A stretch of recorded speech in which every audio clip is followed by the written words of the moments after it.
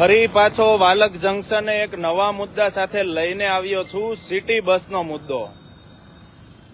આપણે જોતા હોઈએ છીએ કે સિટી બસ જેટલી સુવિધાઓ આપે છે એના કરતાં વધારે આજે ઘણી બધી દુવિધાઓ છે જેનો માર નાગરિકોને પડે છે. હું તમને વિડીયો બતાવવા જઈ રહ્યો છું. આ છે સુરતની સિટી બસ. આ સિટી બસના નંબર છે H216 અને GJ5BZ1266.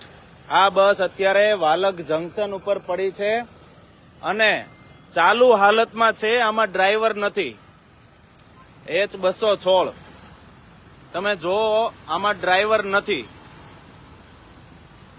સિટી બસનો કોન્ટ્રાક્ટ કદાચ કોને હોય ખબર નહીં, કોઈ હંસા નામની કંપનીને છે એવું જાણવા મળ્યું છે. કદાચ એને હોઈ શકે. કોના બાપની દિવાળી?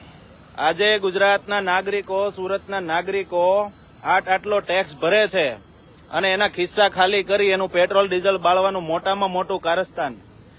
બસના નંબર છે GJ05BZ1266. તમે જુઓ, આ રસ્તા વચ્ચે આવી રીતે સિટી બસના ડ્રાઈવરો બસ મૂકી અને જતા રહી છે. ડ્રાઈવર તો ક્યાં હોય ખબર નહીં. હમણાં આવે એટલે આપણે એને પૂછીએ કે આ બસ શા માટે આવી રીતે ચાલુ મૂકી અને તમે જતા રહ્યા છો. જુઓ આ સિટી બસ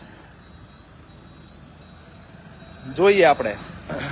આવી રીતે ટ્રાફિક અને લોકોને અડચણરૂપ પણ મૂકે છે અને પબ્લિકના પૈસાનું, પબ્લિકના ખિસ્સાનું પેટ્રોલ બાળે છે. આ ભાઈ એમના ડ્રાઈવર છે. મિત્ર, બસ કેમ આવી રીતે ચાલુ હાલતમાં છે? જવાબ તો આપો, ચાલુ હાલતમાં કેમ છે આ બસ? આ ભાઈ માવો ચોળી રહ્યા છે. ચાલુ હાલતમાં તમે શા માટે મૂકી છે બસ? એનું કારણ શું? ગાડી બ્રેકડાઉન મતલબ? તમારું નામ શું? તમારું નામ શું મિત્ર? મોઢું શું કામ સંતાડો છો? મને કહો ને, તમારું નામ શું?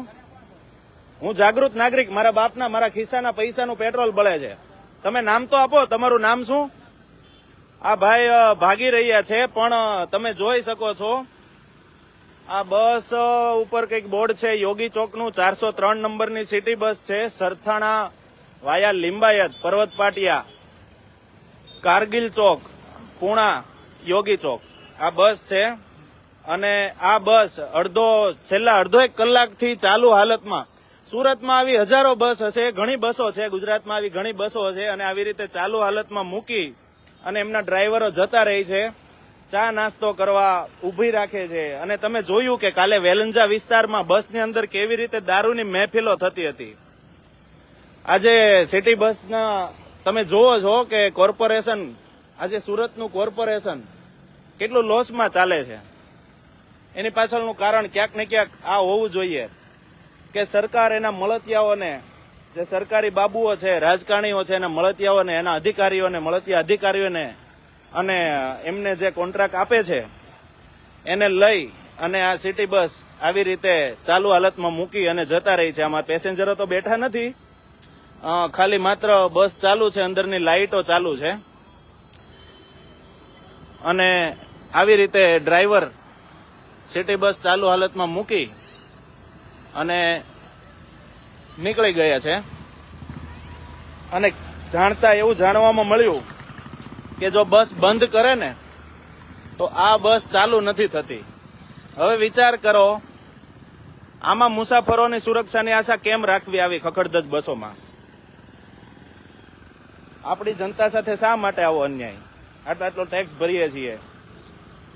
તમે ધંધો કરતા હોય ત્યાં આવીને રેડો પાડે, બધું થાય છે. આટલો ટેક્સ ભરીએ છીએ સરકારને, તો કોના ખિસ્સામાં જાય છે? સરકારના મળતિયાઓના ખિસ્સામાં. જે આવા ભ્રષ્ટ કોન્ટ્રાક્ટરોને કોન્ટ્રાક્ટ આપે છે, આવા ભ્રષ્ટ કોન્ટ્રાક્ટરોના ટેન્ડર પાસ થઈ જાય છે. ફરીથી આપણે એમને સવાલ કરીએ,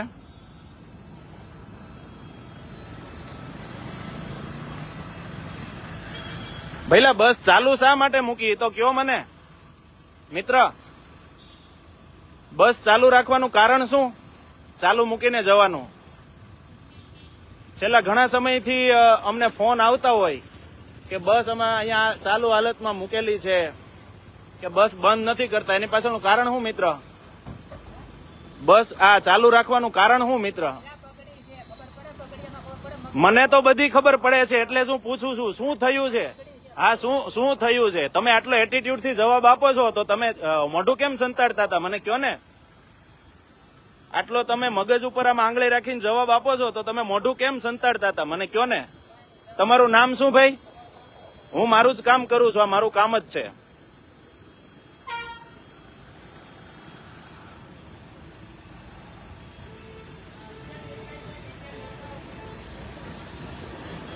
જોઈ શકો છો તમે. વિડીયો ખૂબ શેર કરજો.